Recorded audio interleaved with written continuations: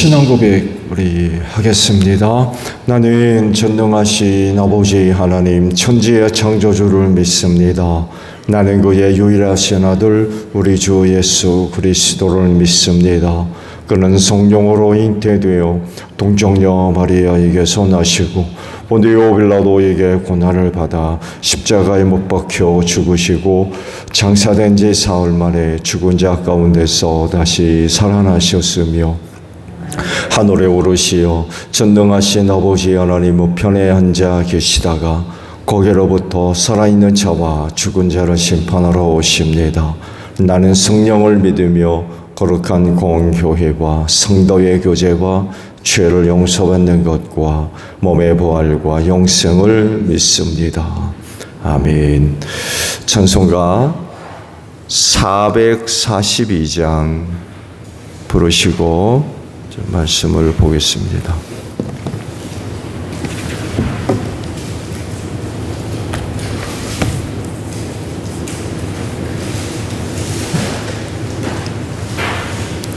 찬송가 442장이에요.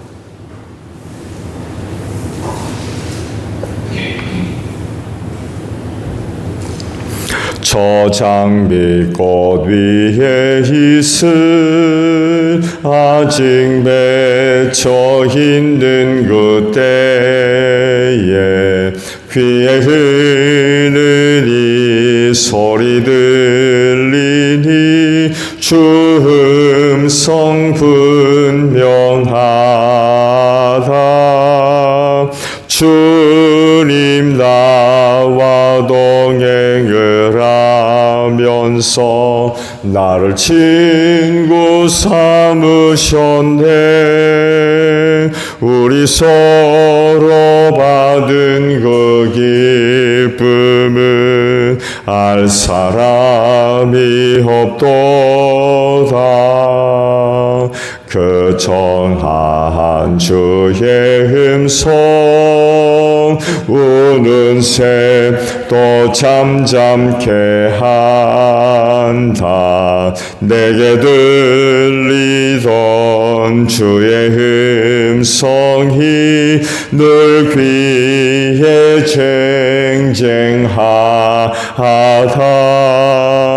주님 나와 동행을 하면서 나를 친구 삼으셨네.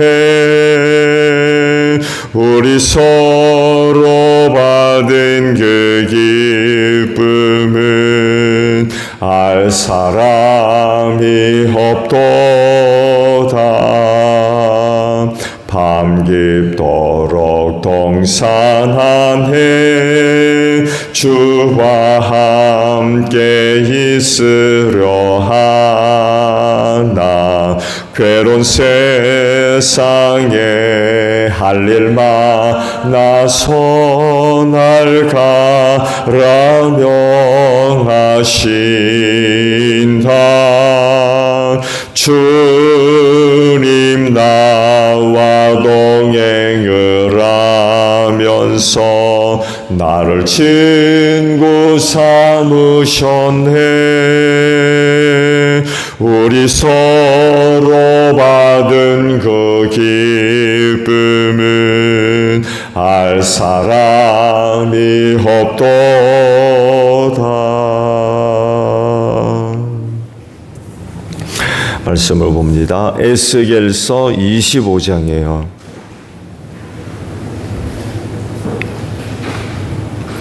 에스겔서 25장 1절에서 11절까지 있는 말씀 봅니다.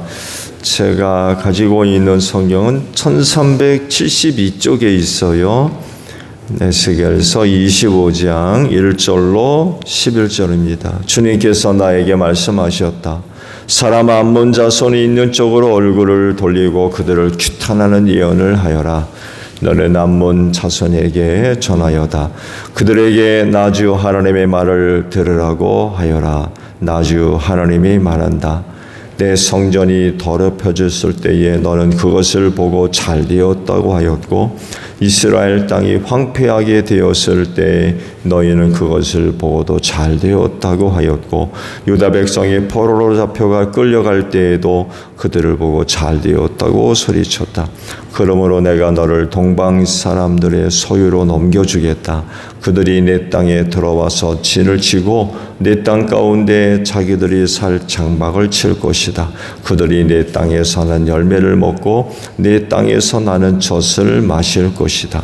내가 랍바를 낙타의 우리로 만들고 암몬 족속에 사는 곳을 양떼가 눕는 곳으로 만들겠다. 그때야 너희가 비로소 내가 주인 줄 알게 될 것이다. 나 주 하나님이 말한다. 이스라엘 땅이 황폐해졌을 때 너는 이것을 고소하게 여겨 손뼉을 치고 발을 구르며 좋아하였고 경멸에 찬 마음으로 기뻐하였으므로 내가 내 손을 뻗쳐서 너를 치고 내가 여러 민족에게 약탈을 당하도록 너를 넘겨주겠다. 내가 이렇게 너를 만민 가운데서 끊어버리며 여러 나라 가운데서 너를 망하게 하겠다. 내가 너를 망하게 놓아두겠다. 그때야 너는 비로소 내가 주인 줄 알 것이다. 나 주 하나님이 말한다. 모압이 말하기를 유다 족속도 모든 이방 백성이나 다름이 없다고 한다. 그러므로 내가 모압의 국경 지역에 있는 성읍들 곧 그 나라의 자랑인 베데시못과 바알므온과 기랴다임이 적의 공격을 받도록 허용하겠다. 나는 암몬 족속과 함께 모압도 동방 사람들의 소유로 넘겨주어 이방 백성 가운데서 암몬 족속이 다시는 기억되지 않게 하겠다.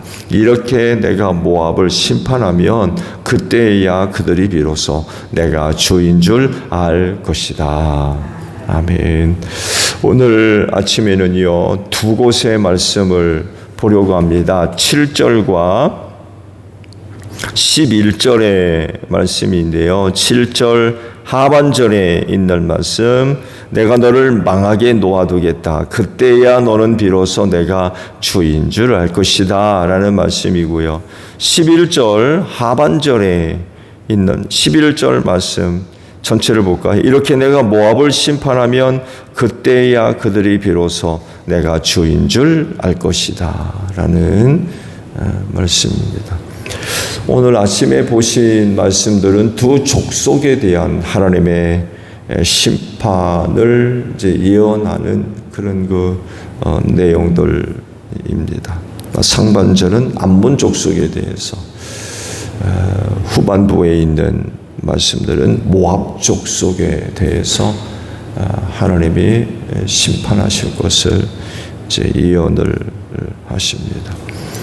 이 두 족속의 지리학적인 위치를 보게 되면 예루살렘을 중심으로 해서 동쪽에는 암몬 족속이, 또 그 밑으로는 모압 족속이 자리를 차지하고 있습니다. 이 둘 다 하나님의 심판을 받아서 멸망하게 될 거다라는 그런 말씀들을 하고 계십니다. 이 두 족속을 심판할 도구로서 동방 사람들을 언급을 하고 있어요. 하나님께서 이 동방 사람들을 들어서 두 족속을 심판하실 것이라는 거죠. 그래서 이 동방 사람들이 누군가 하고 찾아보니까 두 군데로 이해를 하더군요. 하나는 바벨론 제국을 이야기를 하고, 다른 하나는 사해 동쪽에 살고 있던 아랍 사람들과 미디안 족속으로 이렇게 이해를 하고 있는데, 대체적으로 성서학자들은 바벨론 제국보다는 미디안 사람들이 맞지 않느냐, 그런 주장을 하고 있는 학자들이 훨씬 더 많다고 합니다. 오늘 보신 그 말씀을 보게 되면 세상을 향해서 하나님을 알리시는 방법을 이제 소개를 하고 있는데, 그것은 한 족속을 심판하시는 일로 하나님을 알리는 그런 방법을 우리가 발견을 하게 됩니다. 어떻게 보게 되면 당하는 사람 입장에서 보게 되면 가장 두려운 일이 아닌가, 일어나서는 안 되는 그런 그 일을 통해서 하나님을 알게 하신대요. 근데 말씀을 보신 대로 두 족속이 하나님의 심판을 받아서 멸망당하는 일이에요. 좋은 일이 아니죠. 근데 그 일을 당하는 사람들 입장에서 보게 되면 참 끔찍한 일이죠. 다른 방법이 아니라 한 나라가 망하는 그런 일을 통해서 하나님을 알리시겠다는 거예요. 그럼 그 일을 당하는 사람들에게는 참 굉장히 불행한 그런 그 일이죠. 다른 방법으로 하나님을 안다고 하면 기회라도 주어지죠. 기회라도. 근데 완전히 망한 뒤에, 한 나라가 완전히 망한 뒤에 안다고 하면 기회가 있는 겁니까? 이거 참 불행한 일인 거죠. 끝나버리기 때문에 나라가 망했는데 뭐 그 다음 기회가 어디 있습니까? 그냥 끝나버리는 거지. 참 불행한 일. 이와 비교될 만한 그런 그 사건을 성경에서 한 곳 찾아볼 수가 있죠. 바로 이집트입니다. 바로가 그러죠. 모세와 아론이 와가지고 우리가 섬기는 신에게 제사하러 광야로 나가야 되겠다. 그랬더니 바로가 뭐라고 합니까? 야훼가 누구냐? 야훼가 누군데 내가 그 말을 들어야 되느냐고. 생무시합니다. 모르겠다는 거예요. 야훼라고 하는 신을 내가 모른다. 근데 내가 왜 그 말을 들어야 되냐? 자존심 상하는 문제죠. 노예들이 섬기는 신, 바로가 살아있는 이집트의 신 아닙니까? 당대 최고의 나라였고 그 나라에 살아있는 신으로서 노예들이 섬기는 신의 말을 듣는다? 이건 자존심 상하는 거죠. 안 들으려고 합니다. 또 이미 하나님께서 그렇게 하겠다고 그러셨어요. 바로의 마음을 완고하게 만들어가지고 너희를 안 보내게 될 거다. 그러면서 10가지 재앙이 내립니다. 10가지. 재앙을 겪을 때마다 너무나도 어렵고 힘드니까 내보내겠다고 그래요. 그 모세가 기도해서 재앙을 그치가면 금방 마음을 바꿔버립니다. 안 내보내. 또 그 다음 재앙을 당할 때에는 또 아이고 내보내겠다고 재앙을 좀 그치게 하라고 또 기도드려서 그치게 하면 바로가 마음을 또 싹 바꿔버리고.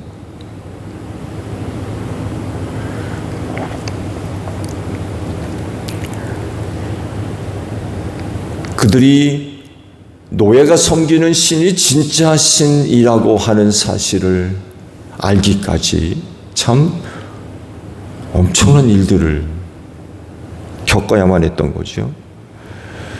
근데 놀라운 건 하나님께서 그 파로의 마음을 주관하셨던 거예요.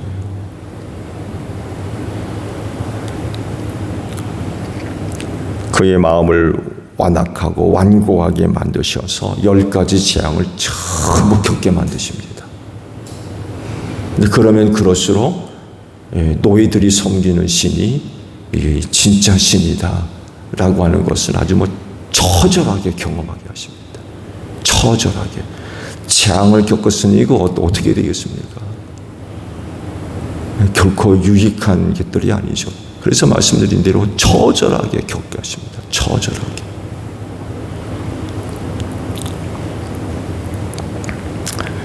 그렇지만 너무나도 많은 일을 겪었던 거죠. 한두 번이 아니라 10번씩이나 재앙을 겪었으니 이거 이집트 땅이 어떻게 되겠습니까?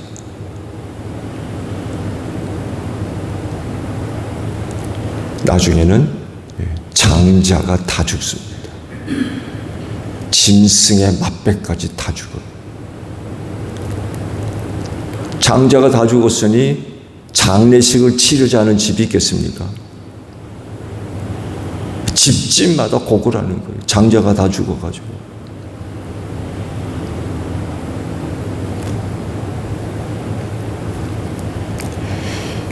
그런 일을 겪으면서 이제 이스라엘이 섬기는 신이 진짜 신이라는 것을 뼈저리게 경험을 하고 결국에는 내보내죠. 근데요, 40년 뒤에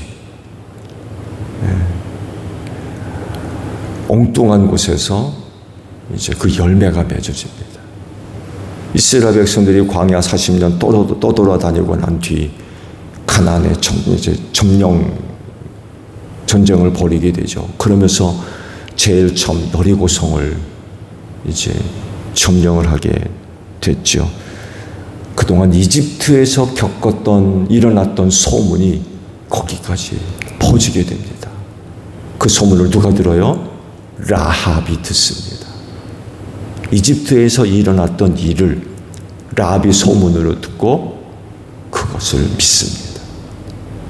그러자 정탐꾼들을 숨겨주죠.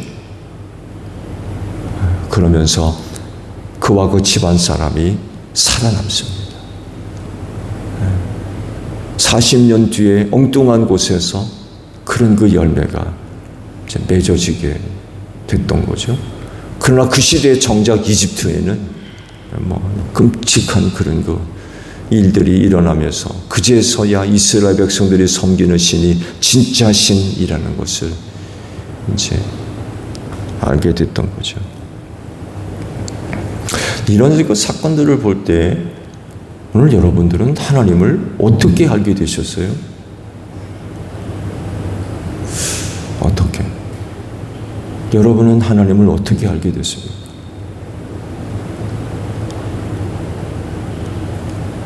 앞서 말씀을 드린 대로 하나님은 두 족속을 심판하심으로 인하여 그 일을 통해서 그들이 하나님을 알게 될 것이라고 그러세요.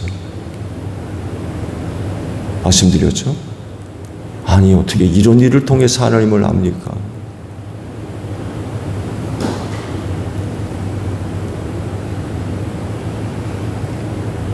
그렇다고 하면 나는 하나님을 어떻게 알게 되었을까?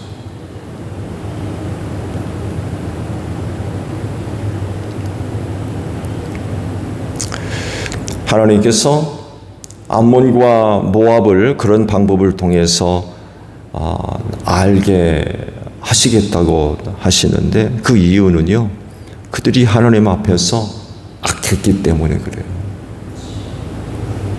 하나님 앞에서 악했어요. 그들이 보인 악한 모습이 뭐예요? 이스라엘 백성들이 고난당할 때 박수 쳤어요. 이스라엘 백성들이 고난당할 때 꼴 좋다. 아이고 고소하네. 좋아했다는 거. 이게 하나님 앞에서 악한 것이 되어버렸어요.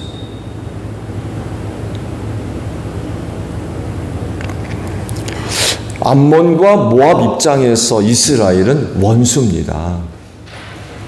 원수. 결코 친하게 지낼 수 없는 원수 관계예요. 그러면 원수가 좋지 않은 일을 겪을 때 좋아하지 않을 사람이 어디 있어요? 아이고 잘 됐네. 원수가 그런 어려운 일을 겪는데도 가슴 아파하고 슬퍼할 사람이 어디 있느냐 말이에요. 좋아하지. 암몬과 모압 입장에서는 이스라엘이 그런 어려운 일을 겪을 때 아주 고소해야 하는 거죠. 원수가 그런 일을 당하니까.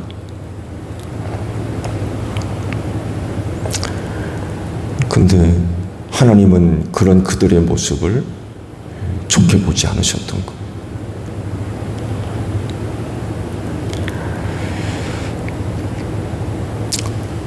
모압과 암몬이 보인 모습 보게 되면 원수 관계이기 때문에 어떻게 보면 당연한 거 아닌가요? 원수 입장에서 보게 되면 당연한 거 아니에요?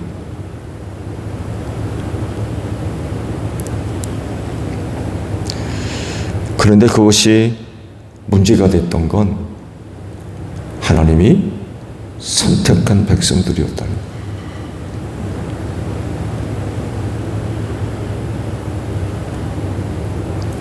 그랬을 때 이제 문제가 됐던 거예요. 비록 그들이 하나님으로부터 징계를 받아서 어려운 일을 당한다 할지라도 그들은 이스라엘 백성들을 향해서 그렇게 반응을 보여서는 안 됐다는 거예요.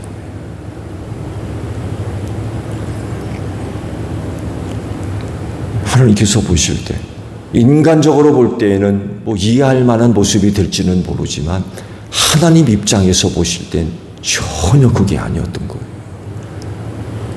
이스라엘 백성이 하나님의 징계를 받아가지고 그런 어려운 일을 당한다 할지라도 그렇다고 해서 이방 족속의 이스라엘 민족을 향해서 그런 생각을 갖고 그런 마음을 품고 그런 행동을 보이고 그런 말을 한다? 하나님께서 악하게 보셨던 거예요. 이런 이유 때문에 내가 그 나라를 징계하겠다는 거예요.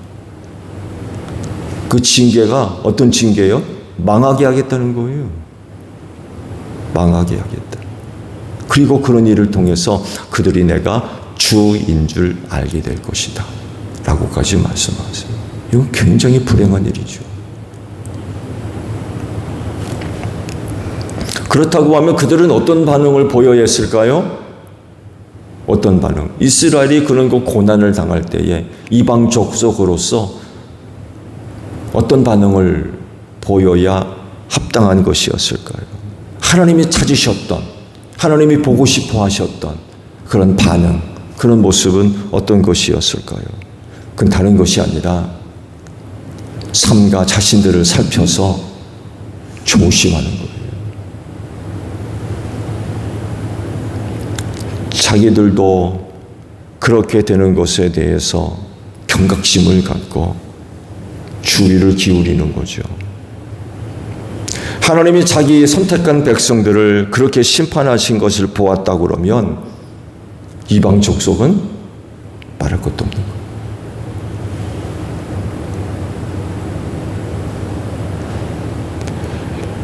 그렇다고 하면 이스라엘 백성들의 그런 그 모습을 보면서 좋아해요? 그게 아니었던 거예요. 스스로를 살펴서 겸비하는 거죠.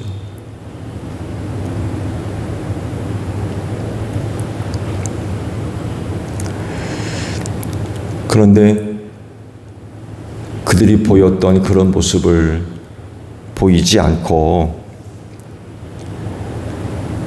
스스로를 살펴서 스스로 주의하고 했다고 그러면 하나님으로부터 이런 그 말씀을 듣지 않았을 겁니다. 근데 좋아라고 박수치고 잘됐다고 그러고 하나님께서 악하게 보셨던 거예요.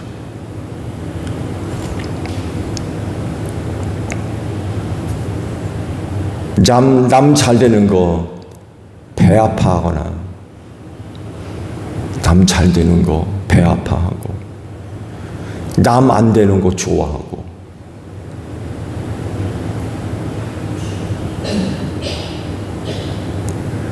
조심하셔야 돼요.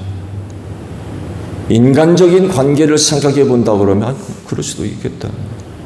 아이고 귀신은 저거 안 잡아가고 뭐하나.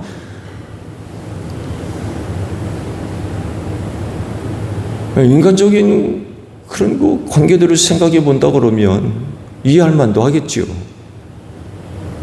근데 문제는 뭐냐면 하나님이 어떻게 보시느냐는 거예요. 특히요 하나님의 사람들 조심하세요. 이방 족속이 하나님이 선택한 이스라엘 백성들이 그런 어려운 일을 겪을 때 박수치고 좋아한 걸 악하게 보셨거든요. 그래서 그들을 심판하겠다는 거예요. 하나님의 자녀 삼아주시고 하나님의 백성 삼아주시고 하나님의 일꾼 삼아주시고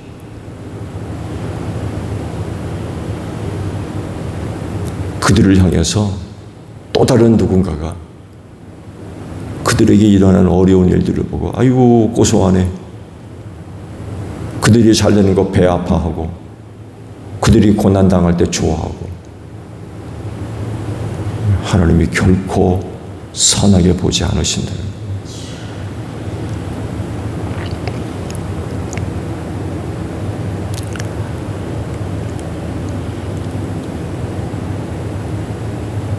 그들이 그러지 어떤 불행한 일들이 일어난다고 그러면 나 자신을 살펴서 겸비해야 됩니다. 조심해야 되는 거죠. 그래서 하나님을 더욱더 잘 섬기는 쪽으로 나아가야지.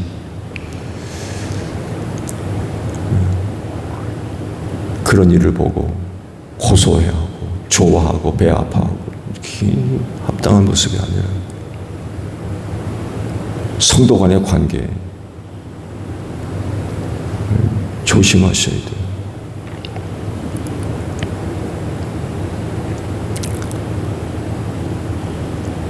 성도 중에 너가 잘 되면 함께 즐거워하고 안 되면 함께 안타까워하는 이런 모습들이 있어야 되지. 잘 되는 거 배 아파하고 안 되는 거 고소해하고 하나님 앞에서 악한 걸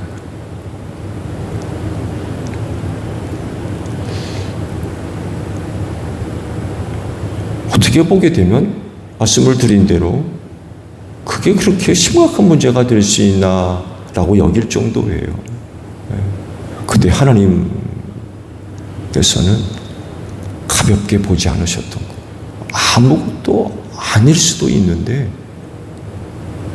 하나님께서는 그렇게 보지 않으셨던 거.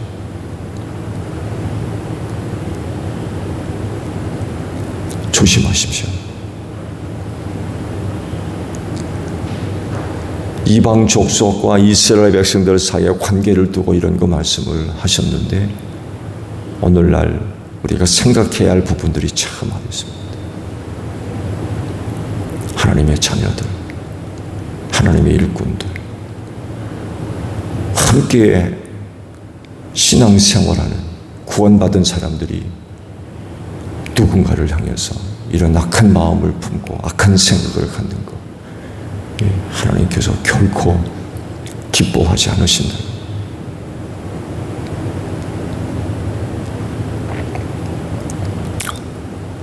사소한 것이라 할지라도 우리가 생각하는 것, 우리가 보이는 행동들, 말 한마디 정말 조심해야 됩니다. 하나님은 전혀 다르게 보실 수 있기 때문에 그래요. 생각해 보세요. 하나님의 은혜로 하나님을 알게 하시는 게 아니라 한 나라를 완전히 망하게 하심으로 인하여 하나님을 알게 하신대요. 그럼 그 일을 겪는 사람들은 어떻겠습니까? 그건 비참한 일입니다. 비참한 일. 이렇게 하나님을 아는 일은 일어나서는 안 된다는 거예요. 그 이유가 이제 그런 것들이라고 좀 말씀을 하고 있어요. 함께 신앙생활하는 사람들로서 그 누군가가 잘 되면 기뻐하세요. 기뻐해 주세요. 함께 기뻐해 주십시오. 그렇지 않다고 하면 함께 슬퍼하고 함께 마음 아파하는 그런 그 모습들이 하나님 앞에서 선한 모습이 된다는 것. 오늘 하루도 삶의 자리에서 이와 같은 선한 모습들을 통해서 하나님께 기쁘시게 해드리는 여러분들이 되시기를 바랍니다. 주기도문 합니다. 하늘에 계신 우리 아버지, 아버지의 이름을 거룩하게 하시며 아버지의 나라가 오게 하시며 아버지의 뜻이 하늘에서와 같이 땅에서도 이루어지게 하소서.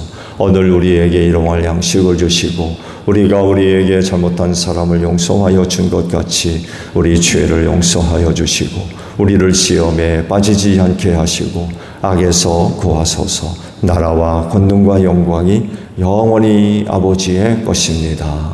아멘. 기도하겠습니다.